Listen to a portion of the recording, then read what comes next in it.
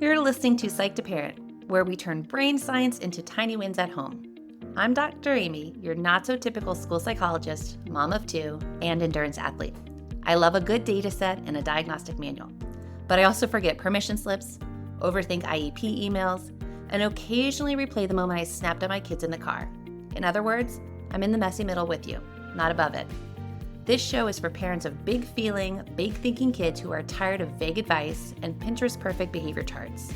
Each episode, I'll pull back the curtain on what I see in real evaluations, school meetings, my private practice, and my own kitchen, and translate the research into simple scripts, tiny routines, and nervous system friendly tweaks you can actually use. Think of it as a nervous system rehab meets mindset coaching meets a smart, slightly spicy, non-judgy friend in your earbuds. We'll take one real life challenge at a time and shrink it down into 1 or 2 tiny wins you can start this week. No perfection, no 47-step sticker systems, just small, repeatable shifts that add up over time. Quick legal-ish note in plain English. This podcast is for education and support. It's not therapy, it does not create a clinical relationship, and it's not a substitute for personalized medical or mental health advice.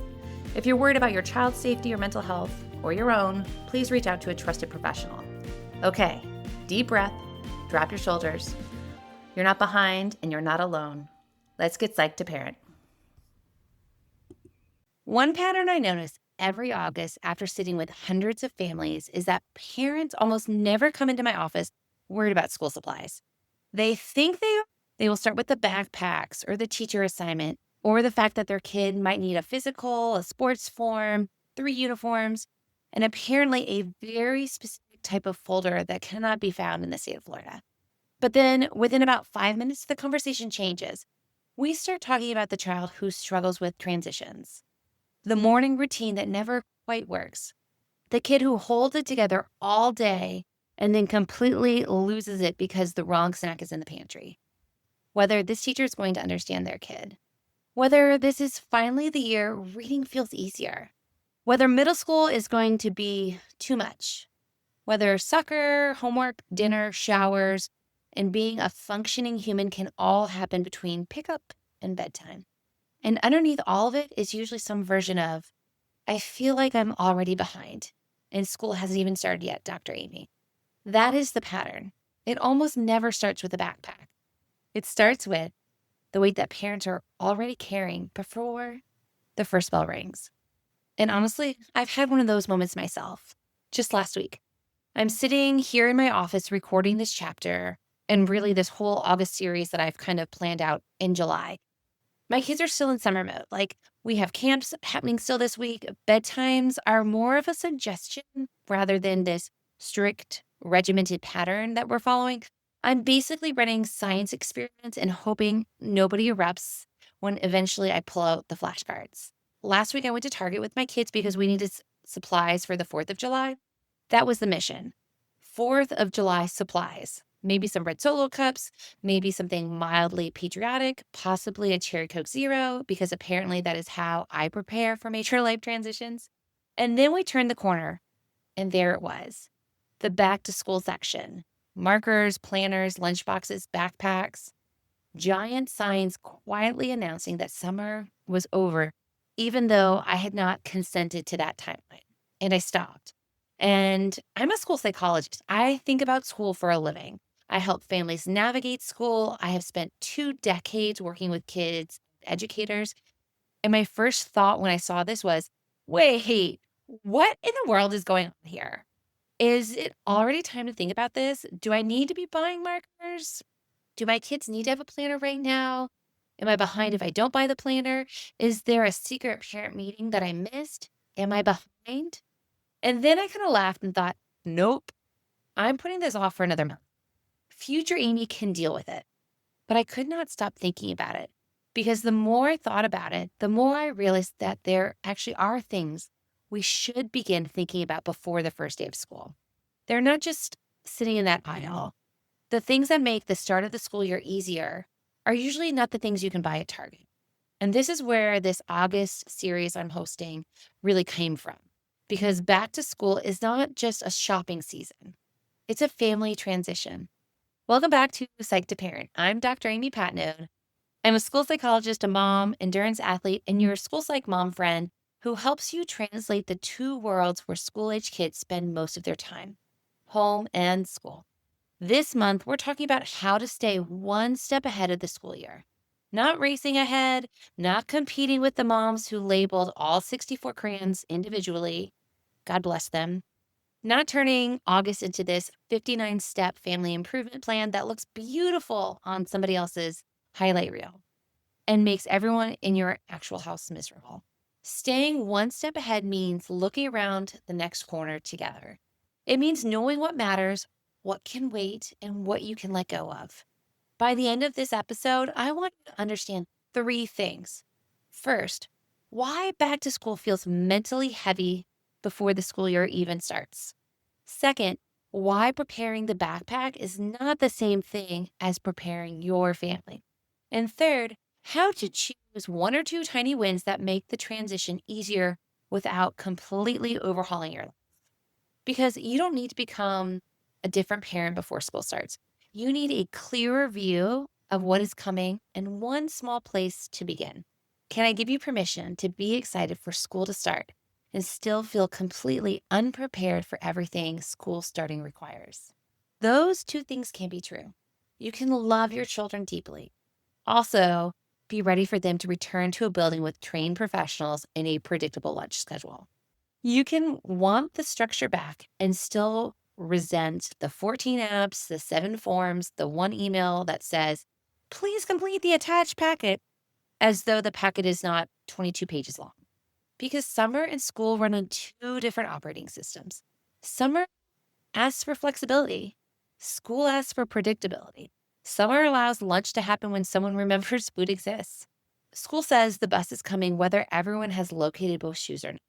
Summer gives you longer transitions, and school puts clocks in charge of your life. And let's be clear, social media can make the gap between those two worlds feel even larger. This is the time of year when we see perfect morning stations or these really cute coordinated snack drawers and beautifully packed lunches. If that's you, love that for you, friend. Meanwhile, if it's like my house, your own kids have been basically feral all summer and you have no idea whether the lunchbox for May is clean or legally classified as like a hazardous waste. Then your actual family starts to feel like a failed group project. Friends, it's not. You are in the messy middle of real life transition. And transition takes effort even when the next thing is good. The goal is not to eliminate every hard feeling before school begins. The goal is to make the shift understandable, manageable, and a little less sharp. Let's talk about mental load. Mental load is not just having a lot to do. It's being the person whose brain has been assigned to remember that everything needs to be done.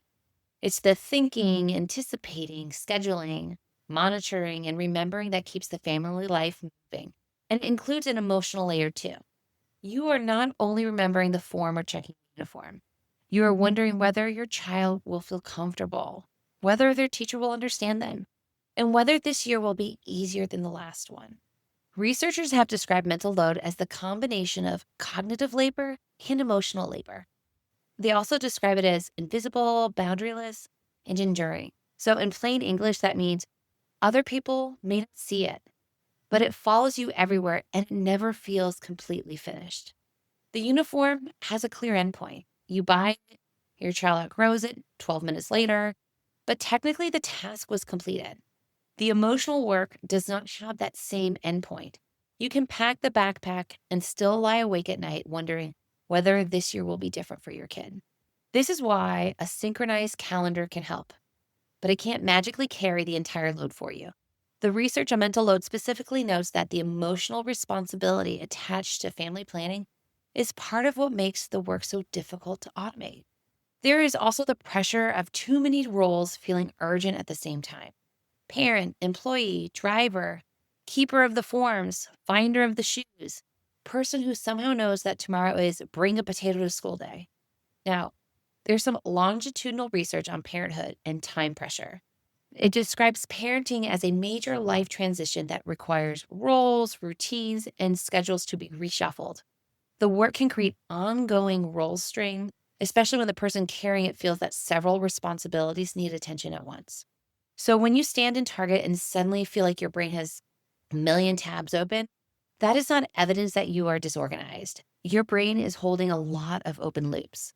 One tab is playing music, you can't find it, three tabs might be frozen, and every time you try to close one, a pop up asks whether your child's emergency contact is current. That is the brain in August. So I'm not going to give you 20 more tabs today. I want to help you close a few of those. The first thing I want you to understand is that there are actually two back to school lists.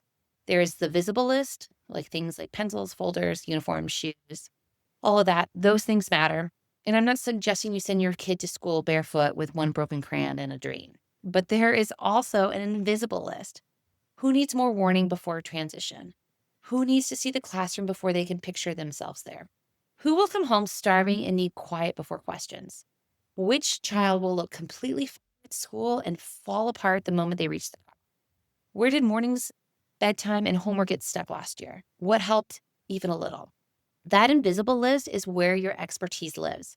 A generic checklist can tell you what to buy. It can't tell you which part of the school transition will be the hardest for your kid. You know whether your child needs to drive by the school, walk through the schedule, or be left alone for 10 minutes before another back to school conversation. And this is where I want to push against the pressure to crowdsource every decision. You can learn from experts. You can borrow another family's idea. You can ask questions, but you don't need to take a poll of a bunch of moms before trusting what you already know about your own kid. One pattern I hear repeatedly is parents saying, I had a feeling mornings would be the hard part, or I knew she would hold it together at school and fall apart at home. That feeling is not proof of a diagnosis, but it is useful data. Parents often know the pressure point before they have the language for it. And sometimes what they need most is not another expert giving them a new plan. They need permission to believe what they are already noticing.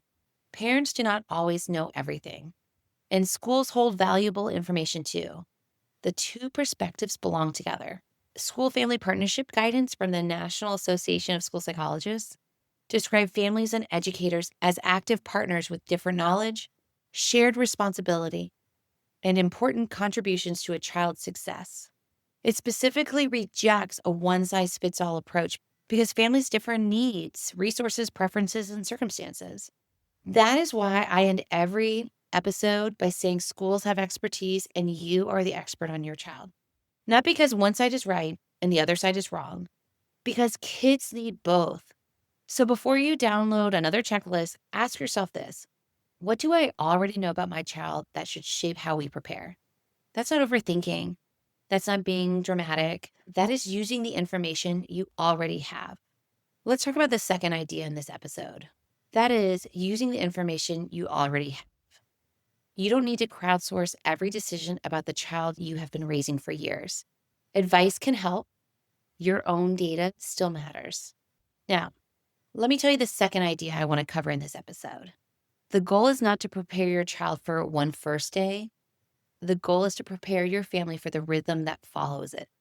Now, with schools, the first day gets all the attention: the outfit, the picture, the sign, the backpack, and the first day picture is adorable. Y'all, it's not an operating system. The part that knocks families sideways is often not the first morning. It's Tuesday at 5:30. Your child's exhausted, someone has practice, dinner needs to happen. The school has sent 3 messages through 2 different apps.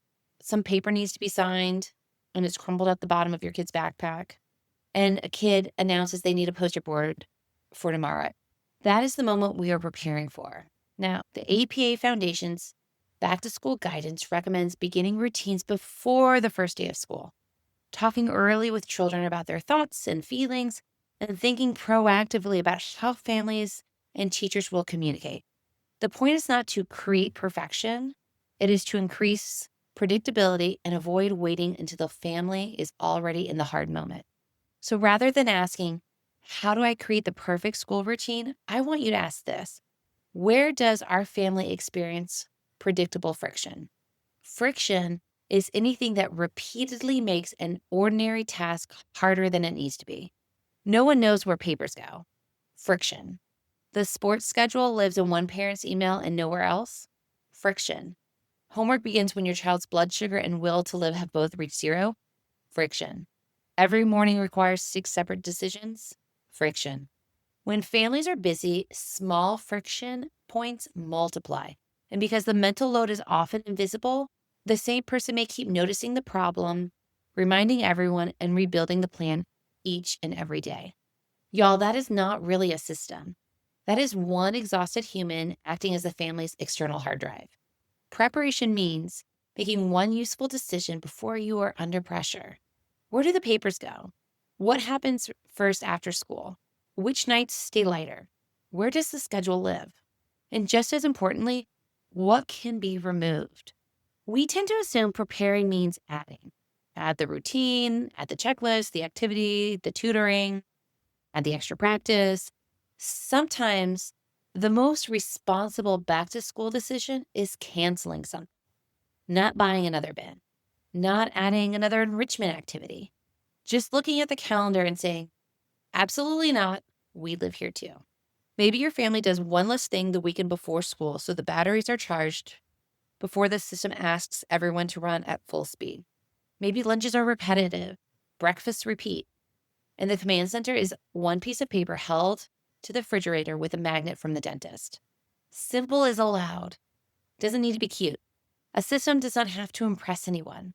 It has to work at 7:15 on a Wednesday morning when one child is crying and the dog has stolen a song. Do not build a routine that looks beautiful on Sunday night. Build one your family can still use Wednesday morning when everyone is tired. The third idea I want to teach you in this episode may be the most important. Don't make the starting line so large that your family can't cross it. When parents suddenly realize school is coming, there can be an impulse to change everything at once.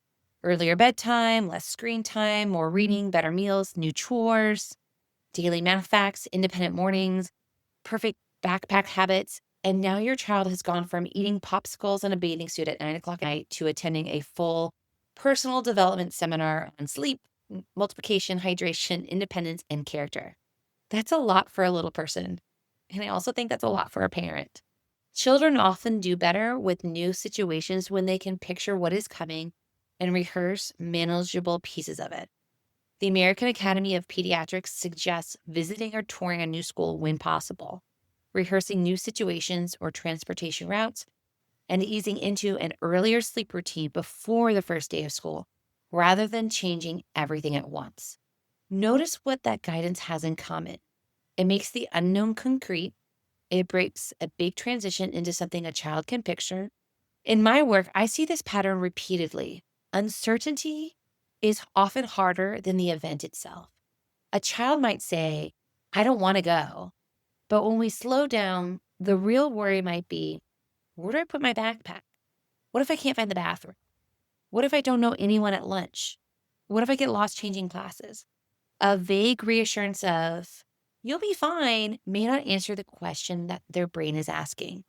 A concrete plan can't. For younger children, this may sound like, first we will park, walk to the classroom, hang your backpack, and find your teacher. For an older kid, it might be something like this. You don't have to know exactly how middle school works yet. Follow the schedule, find one adult to ask, and take it one class at a time. They don't need certainty about the entire year. They need a manageable next step. Parents do too. You don't need to solve mornings, homework, friendships, sports, transportation, and school communication tonight. You need one small decision that makes next week feel easier. Maybe it's putting the calendar in the fridge. Maybe it's checking whether the uniform fits. Maybe it's protecting the weekend before school. Maybe it's moving bedtime 15 minutes earlier. Y'all, 15 minutes is not dramatic. But if you ask my kids, they're going to tell you it is dramatic. It's super fun because we're in the middle of doing it right now. Love it. So fun. These things, these small things that I'm suggesting, they will not create this impressive, transformative video you could post on social. But it's doable. And doable is what gets repeated and makes life feel just a little bit easier. That's the heart of tiny wins. We're not asking, how do I become a completely different version of myself and transform my family by Monday? Instead, what we are asking is, what is the smallest useful step that makes the next step easier to do? You do not need to reinvent your family before school starts. You need one small decision today that makes next week easier. Here is your school psych in your back pocket moment. When I'm helping a family think through a transition, I'm not looking for the fanciest plan. I'm typically asking 3 questions. What is predictable? What do you already know is coming? The first day, transportation, activities, forms, uniforms, meet the teacher. Put predictable things somewhere outside of your brain. You put on a calendar, a shared note, a piece of paper. If you've been listening long enough, you know how much I love a sticky note. Whatever your family will actually look at. The goal is not aesthetics. It is to stop making your brain rehearse it at 2 a.m. Another question I like to ask is, what has historically been hard? Not what should be hard. What is hard for your actual kid and your actual family? Because it's different for everybody. Maybe it's waking up, separation. Maybe it's leaving the house. Maybe there's the after school collapse, homework, keeping track of things. Parents sometimes will tell me, I'm nervous, I'm going to mess this up. If you are listening to this right now, please hear me when I say this. You as a mom or dad, parent, educator, an adult who loves children, you are allowed to make mistakes. I have the credentials. I have over 2 decades of experience and school-age kids myself. I still stand in Target wondering if I somehow missed them out. Friends, if I don't get it perfect or even close to it, there's no way I expect anybody else to. Here's the thing. The goal is not perfect prediction. It's noticing the most likely wobble. The third question I like to ask is this. What has helped before? A visual, a visual schedule, a quieter landing after school, having the clothes laid out, a 5-minute warning, driving the route, fewer words, maybe having a snack before asking any questions. One of the biggest mistakes we make is building an entirely new plan while ignoring what has already worked. You have evidence with your family. Use it. So the simple version is this. Get the predictable things out of your head. Name one likely pressure point. Reuse one support that already works. That is school psych thinking without turning your kitchen table into a multidisciplinary team meeting. Let's translate what schools are doing during the first days and weeks of school. Teachers are not expecting every child to arrive perfectly adjusted, independently organized, and ready to demonstrate peak academics performance at 8:03 on day 1. They are teaching procedures, where backpacks go, how to ask for help, what happens at lunch, and what to do next. They are building relationships and learning children. They are learning who jumps in, who hangs back, who needs reassurance, and who understands more than they are ready to show. That doesn't mean every concern should be dismissed as adjustment. It means adjustment is part of the school's plan too. So when a teacher spends time teaching routines, that is not wasted academic time. And at home, you are allowed to teach and repeat routines too. You don't have to say, you're in 5th grade, you should already know this. A new year creates conditions. Knowing a routine last year does not guarantee immediate, independent access to it this year. Now let's make this practical and talk about real life. I think one of the big things I always hear about is the calendar. You know, the dates, sort of. Maybe there are 3 emails, one app, and a screenshot somebody sent to the family group chat. And your brain keeps rehearsing them because it doesn't trust that the information lives anywhere reliable. Print the calendar and put it somewhere visible. One open loop, closed. Let's talk about forms. You know, there's a health form, you know, somebody needs a physical. You keep thinking, I'll do this later. But later stays active in your brain all day. The tiny win might be opening the form, identifying the one missing thing, and just find the next step. Let's talk about clothes, especially uniforms. You might assume the uniform fits because it fit in May. Now, friends, that is a dangerous assumption. Children treat summer as an opportunity to grow 2 inches without consulting anybody. The tiny win is try one on. Doesn't need to be a fashion show or a closet overhaul. One uniform, one pair of shoes, one backpack. That's it. Let's talk about the family schedule. You look at the first week and realize you already have school, 2 practices, a birthday party, a family plan. The tiny win may be removing one thing. Preparation is not always making room for more. Sometimes it's protecting recovery. Another big area is bedtime. You don't need to move bedtime from 10:30 to 8 o'clock in one dramatic evening. Your kids will hate you and you'll probably hate yourself because it's terrible when they keep getting out of the bed and coming out of their room because they want one more hug at night. Ask me how I know this. DM me and I'll tell you. Um, you just might leave you wondering why everyone's staging a revolt in your house. Now, listen, the American Academy of Pediatrics recommends easing kids into earlier bedtimes before school begins and using consistent calming routines. So that's why I'm really big on saying move it 15 minutes. And then once that sets, then try moving it back another 15 minutes if you need to. Try it for a few nights, then decide what comes next. Finally, let's talk about an emotional plan. Ask your kid one question. What is one thing you're looking forward to? And one thing that feels a little uncertain. I did this recently in a therapy session with a child who is going to be transitioning from elementary school to middle school. And the child was worried about going to middle school and about everything. But when we broke it down, we realized the thing that the child was most concerned about was knowing where the bathrooms were located at the new middle school. When the child left the session, they felt a lot more at ease because they're like, oh, I just need to figure out where the bathrooms are and then I'll be fine. It's amazing.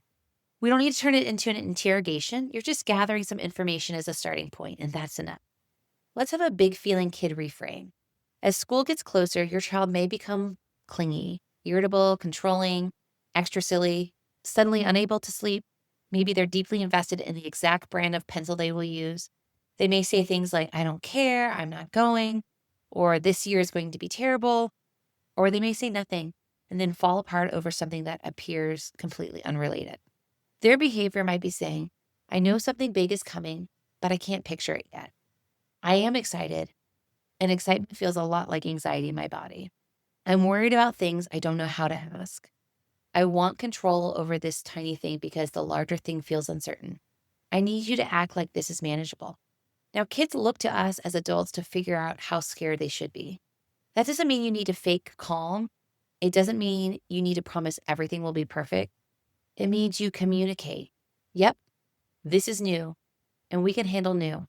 Resilience is not feeling calm before every hard thing. It's learning that discomfort can be named, problems can be broken into steps, support can be used, and you can keep moving. It's really important to acknowledge challenges, help kids label their emotions, maintain supportive relationships, and teach problem solving rather than pretending hard things are not hard. Your child doesn't need you to erase uncertainty. They need help carrying the next piece of it. Now, here are a few parenting scripts you can try. Borrow them from me. Script number 1, when your kid tells you they're worried, you can say something like this. I don't expect you to know exactly how this year will feel yet. We'll learn it one day at a time. Script number 2, when your child wants every answer. I may not know every detail, but I know the plan for the first step. Script number 3, when the family is getting overwhelmed, you can say, we are not fixing the whole school year tonight. We're choosing one thing that will make next year easier. Script number 4, when your child resists such routine change, you can say something like, your body has been on summer schedule. We are helping it practice the school schedule a little at a time. Finally, script number 5, when you need to steady yourself as a parent. I know my child. I don't need a perfect plan. I need the next useful step. And one more, because I think some of us need to hear it. I am allowed to prepare without panicking. All right, let's talk tiny wins. Remember, pick one. One is enough. Tiny win number 1. Get the calendar out of your head, my friend. Print it, screenshot it. Put the major dates in one shared place that everyone can have access to. Stop asking your brain to hold them all. Tiny win number 2. Complete one future me will be grateful task. Schedule the physical. Submit one form. Check one uniform. Find the lunchbox. One open loop. Let's close it. Tiny win number 3. Protect the battery. Look at the week before school begins. Choose one optional activity to remove or simplify. Your family does not need to arrive at day 1 already depleted. Tiny win number 4. Make one transition slightly smaller. Move bedtime 15 minutes earlier. Practice the morning routine once. Choose 3 repeat breakfasts. Decide where backpacks will land. Tiny win number 5. Ask one kid-specific question. What usually makes the start of school year easier for my child? Not somebody else's kid, yours. Then trust the answer you already know. Now, friends, before we wrap up this episode, 3 tiny wins for the podcast. First, send this episode to the parent who went into Target for toothpaste and came out questioning every decision they have made since kindergarten. Share this episode. They need to hear it. Second, follow the show so you don't miss the rest of this series, so you don't miss the rest of the back to school series on staying one step ahead of the school year. Third, grab the after school reset guide. It's linked in the show notes. I know we spent this episode talking about what happens before school starts, but one of the first surprises for many families is not the first morning. It's the first afternoon. The child comes home hungry, exhausted, overstimulated, and somehow deeply offended by the existence of questions.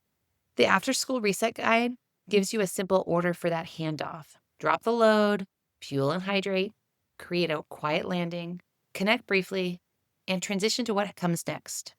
Plus scripts and a build your own plan. You can grab it in the show notes. Finally, if you find Psych to Parent helpful, come hang out with me on Instagram, where I share scripts, tips, ideas, and a whole lot of my messy middle as a mom, school psychologist, raising 2 spicy kids myself. So the next time you find yourself standing in the school supply aisle wondering whether you have forgotten something, I want you to remember this, friend. The most important parts of back to school preparation are usually not in the cart. They're the things you already know about your kid, the pressure points you can predict, the decisions you can make once instead of remaking every morning, the rest your family may need before the schedule speeds up, and the permission to choose simple over impressive. You don't need to earn your way into a calmer school year by working yourself into the ground before it starts. You don't need to become a Pinterest parent, a logistics coordinator, a short order cook, and the cruise director with the back to school year season.